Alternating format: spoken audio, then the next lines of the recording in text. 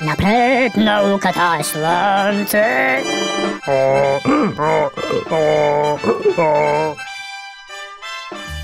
Здравейте, аз съм професор доктор на науки Хонорис Мамба, старши обучен асистент на реципиента на космически сигнали от хиперрепродуктивен тип на азотната молекула в дифракционното поле.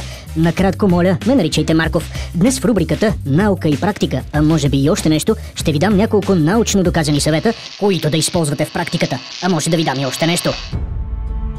Искате да отслабнете?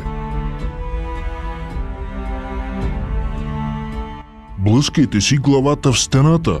Проучване на Института по експериментална физика и геометрия на отделените газове доказа, че можете да изгорите 150 калории за 1 час, ако си блъскате главата в стената.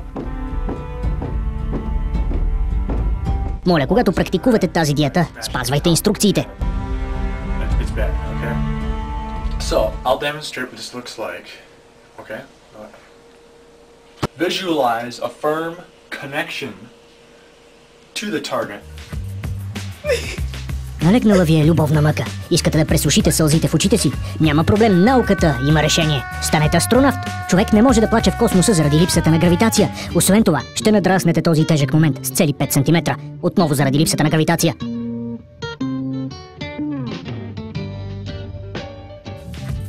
И нещо от любимата ми наука – статистиката.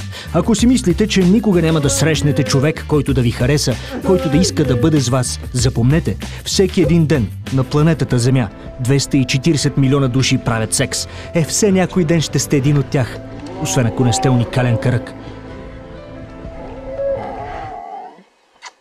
И не забравяйте, по-добре да плувате с акули, отколкото да вървите под палми. Падащите кокосови орехи са по-смъртоносни. Честна статистическа.